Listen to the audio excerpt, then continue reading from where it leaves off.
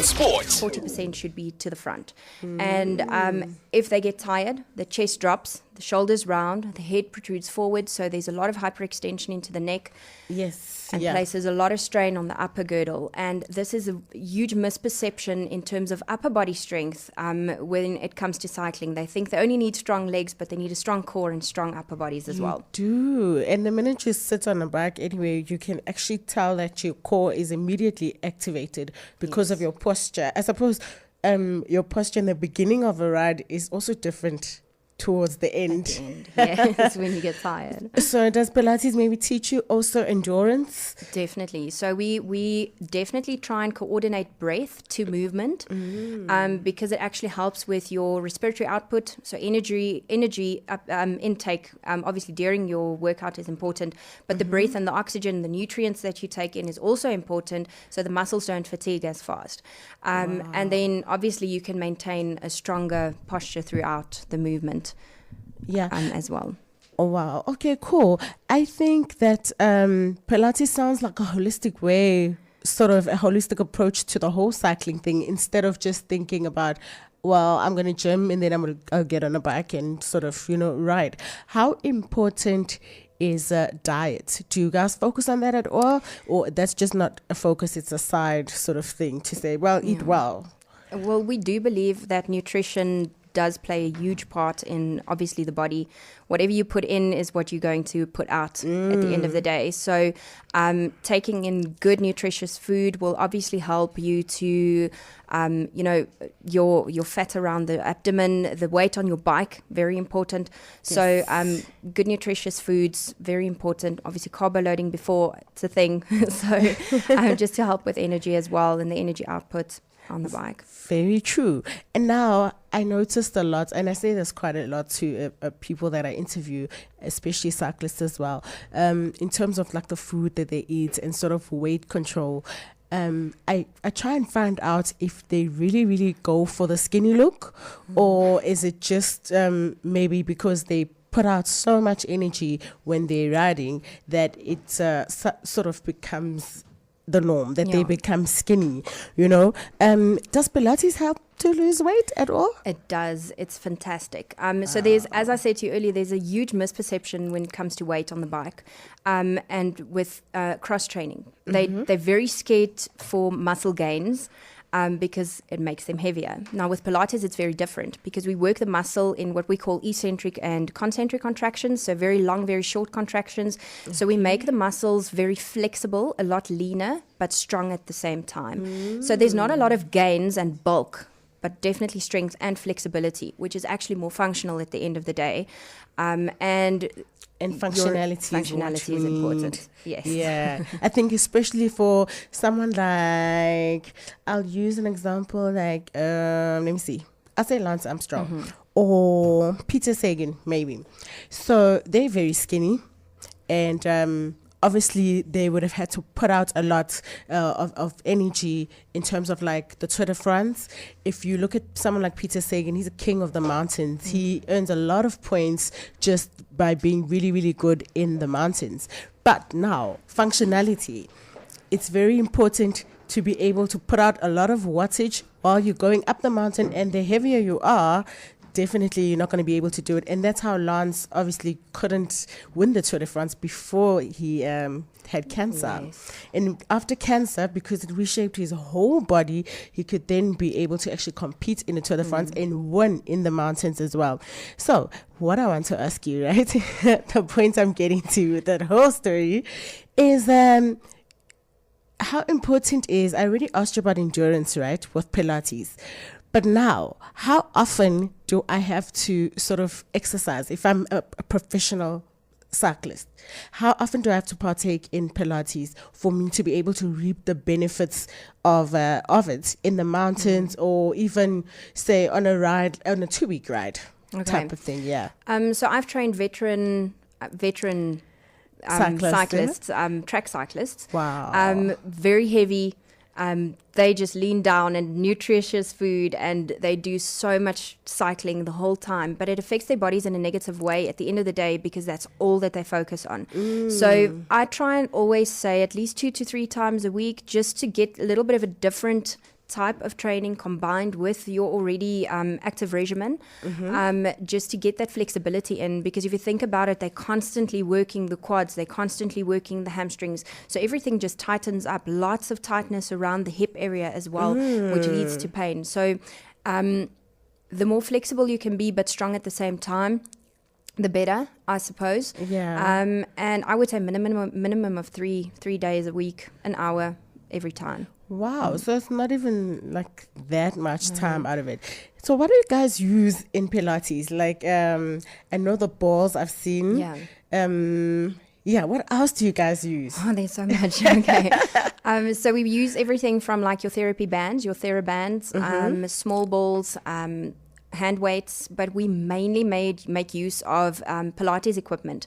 So our Pilates equipment is usually built around the design of a chair or a bed, purely because back in the Second World War, Joseph Pilates did this for rehabilitation. So a lot of people couldn't sit down or stand in upright position because it was just too much strain and load on the joints. So he designed the equipment to actually offload the joints, which is another great benefit for your cyclists. There's no load on the joints while you're training. So it's way more beneficial then. So we work on the reformers, the Cadillac, and the Wonder Chair. Then we have nice stretching torture equipment called the ladder barrel as well. Okay. And all of them make use of spring settings. Now the springs we call variable resistance. Okay. They adapt to your body and to your body's range of motion. So when you're at the gym, you have a constant weight. You have constant weight at the end of the hand. When you're pushing weight onto, when you do a leg press, it's constant resistance at the same time. It's 30 kilograms or 50 kilograms or whatever you push. Wow. With the spring settings, it constantly adapts. It teaches your muscles to work the resistance in both directions. So that's why we call it variable resistance, because it adapts to your range of motion. And then as you get stronger and more flexible and more functional, the range of motion adapts and you start to compensate less and use the correct musculature at the end of the day. Yeah. And how important is upper body strength? And how do you guys work on that? Okay. So upper body strength is extremely important. To also help with their endurance, because if they tire quickly, it's going to cause postural changes, and that's going to just bring them down in their race. So we will do lots of shoulder stability work, lots of upper back strengthening, opening up a little bit of the chest, so doing stretches, lengthening work over the front of the body, and then lots of between the shoulder blades. And the back, we really want to work those muscles because of the rounded posture. So we really just want to open up, bring everything in a little bit so that you have a lot more strength in the upper girdle. So the stronger, the more stable the shoulders are, the less strain the joints of the wrists and the elbows will take onto the actual handlebars. And a lot of cyclists actually end up with things like carpal tunnel syndrome and nerve problems in their wrists and hands, purely due to the fact of the bad postures and the musculature sitting in a very dysfunctional position. That's actually one of the things that makes me scared of cycling as well, because I think about back problems and I'm like, I don't want to have back problems. So if you do Pilates, that's another way you can actually prevent having back problems and still enjoy cycling. Definitely. So with cycling, you make use of the hip flexors, you make use of the quads a lot. We teach you to try and get your movements to work from your core. So from that powerhouse, so that your hip flexors don't take all the load, but the core starts to work. And when the core is strong, so the front of the body is strong, it'll support the back. And that's important. And then the tightness around the hip that develops a lot from the piriformis muscle, we call it. It's a muscle that attaches from the lower back to the upper femur. So what we do there is we try and stretch that muscle out a little bit. We strengthen the glutes a little bit, but also work them in its length so that they don't put too much strain on the pelvis and the back of the body that leads to discomfort on the bike. Well, do you find that a lot of professional cyclists do Pilates? Because you've just mentioned now that you teach people to sort of perform from the core. And that's actually something I've noticed with a lot of pro cyclists. They'll be riding and you don't see much movement in the body at all because they're obviously trying to conserve the energy and put it in the performance as much as possible. Yes. So it's all coming from the core. Yes, we call it lumbar pelvic stability. So we focus on stabilizing stabilizing the pelvic area, stabilizing the lower half of the trunk, so that there's not a lot of movement into the lower back or dysfunctional movement into the lower back that can actually cause the back to, overcompensate. But when the core is strong, then you won't have a problem with the back. And everything is fine. Wow. Yeah. So the more stable they are, the less they will move, and it's mostly the legs and the arms, mostly the legs pedaling, and there shouldn't be too much shift on the upper bodies as well. I see a lot of that, especially with the pro cyclists. You don't see much movement at all. It just looks so clinical. Yes. Wow. Guys, if you do have questions for Monique, please give us a call on 010-001-0186. 010-001-0861, that is. So I'm going to repeat it one more time. 010-001-0861. Let us know what you want to know about Pilates for cyclists. And also, you can send the questions through. If you download the app, click on live chat, sign in and chat to us. Guys, you're listening to Vision View Sports Radio. This is the sports update, and it is the Tuesday edition of the show. And that means we're talking everything cycling today. So everything to do with the Vuelta a España that's going on at this moment in time, as well as the Tour of Britain. And, of course, a whole lot more to talk about. We will be having Aaron Heineke coming through to the studio as well. We're going to be talking about the fact that he is the new brand ambassador of Positive Sports Solutions. So definitely going to find out about how he feels about that and exactly how he's going to uphold the standard. We know that he's quite unbeaten in mountain biking at this point in time. So for a 16-year-old, we want to know exactly how he does that. For now, though, I do have someone very important in the studio as well, Monique Havenga. How do I say your last name? Havenga. Havenga. It's beautiful. It's so, I don't know, it makes me think of an island. It's very Dutch. Is it? Wow. It's absolutely fabulous.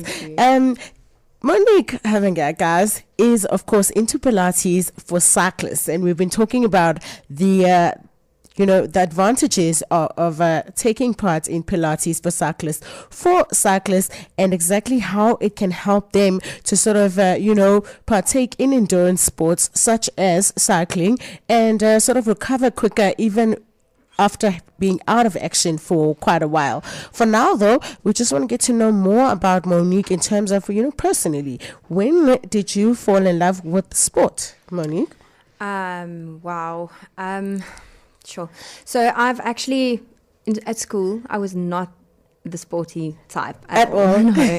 However, my dad used to be an amateur boxer, a very lightweight boxer, and we boxed from a very young age. Wow. I really loved the kickboxing? hardcore, no, just proper boxing. Oh, wow. Yeah, so just the hardcore workouts. Yeah. Sure. At school, I really didn't do much. But I really do love the anatomy and the body. I went into beauty from there. I studied beauty, working with bodies all round. That's stunning. As part of that, I had a few like sports and nutrition subjects that I had to complete as well. Okay, fantastic, man. That's really, really cool. And now, right, so you were not that sporty growing up. But now, your sporting heroes sort of growing up, was it anything like your dad maybe? Or did you have any other sort of sporting person that you looked up to at all? For me, it was more about I loved ballet. So if we can take ballet as a sport. Yeah, it is. So yeah, I was more into the ballet, the length and the extension and the beauty of it. I think more than the sports. Did you at all partake in ballet? I did, only for a few years. And yeah. Then so you could do the whole toes thing and my goodness. Sure. Do you find that it helps you now or it does? We actually teach ballet bar with Pilates, so it's become quite the fusion. So Pilates is actually fused a lot with all of that. Yeah. Even my cyclists do ballet bar classes. Wow, that's amazing. Yeah. What I want to know, right? How old do you have to be able to do that toe stretching thing? Oh, they teach you from very young. You have to be very young, right? They do. Because you cannot just that's like breaking your toes. Yeah, really. they do in some countries, but not here. Well, thank goodness for that. Monique, I just want to know from you, how do people sign up to sort of partake in your classes? So what we do is usually you phone into the studio, we book an orientation session. In the orientation session, we check for your imbalances, your strengths, your weaknesses. We ask you to do a few exercises. It's not going to be a major workout on the first day. It's purely just for us to see your dynamic posture while you're moving and also your static posture while you're standing still. And then obviously we take into consideration your sports, whether it be cycling or rugby player or a runner. And then we try and combine, if you're going to do private lessons, we basically try and focus to strengthen all your imbalances and get your posture right while you're working, so that you, obviously when you take it out onto the court or onto the road, that you do the right things and you basically become very aware. So we very focused around awareness, body awareness. And when you do group classes, you can sign up for group classes if you're strong enough and we feel that you can cope in a group setting. And then we challenge you from every angle of your body, like full body workout every single time that you are there, with all the small equipment that we use. Like I said, everything from the balls, the bars, the everything. Wow. And it is a lot, eh? Otherwise, someone who is in the studio right now at this point in time is Monique Havanga, and we've been talking about Pilates for cyclists. It is now time, though, to sort of wrap it up. And before, though, we say goodbye to her, I would like to play a really quick game with her. I hope you're ready. So, Monique, this one is called Marry, Kill, or Befriend. So we'll just say marry, get rid of, or befriend. If you, hypothetically speaking, Kurt Darren, Faf du Plessis, Rassie Erasmus, if you had to marry one of them, be friends with another one, and sort of get rid of one, who would you marry? Kurt Darren, Faf du Plessis, he is of course the skipper, eh? Yeah, the Proteas skipper. And then you have Rassie Erasmus, who is the director of rugby at this point in time. If I had to marry, it'd be Faf. I'd definitely pick Faf too. I mean, Kurt and Rassie, hi guys, they are uncles, man. Nah? Yes, ancient. So who would become your friend there between Rassie and Kurt? Probably Rassie. Yeah? He sounds like a cool friend. Yeah. And Kurt, you want to get rid of? Maybe a little. I'm not going to ask why, but I will ask you one more thing. Your social media for the company and sort of your personal one, if you like as well, for people to get a hold of you and sign up for the Pilates classes. Okay, so we are on Facebook, Pilates Dynamics, Wellness Studio. And you can find us on email if you want to find us there. It's info@pilatesdynamics.co.za. Fabulous. Our website as well. And then all of the trainers have their own pages. So mine would be Monique at Pilates Dynamics. Then we have Nicole at Pilates Dynamics, Debbie at Pilates Dynamics.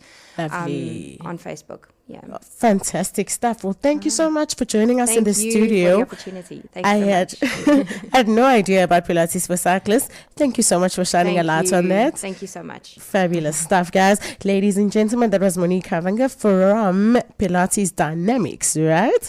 Absolutely beautiful company there. They're doing fantastic work for cyclists, also for rugby players and any kind of sport that you play. And if you also want to be very fit and tough on your core, you definitely might just, give them a call and hit them up on social media and sort of sign up for those classes. I think it's a very good idea because a lot of people suffer from just having the right posture. So definitely hit them up on social media. She's already given you the numerous pages, and then you can definitely get a hold of them and sign up. For now though, Aaron Henniger is already in the building, and it is time to sort of talk to him and catch up with him and find out what it is like to be the ambassador of Positive Sports Solutions. For now, Radio with a Vision. Vision View Sports Radio.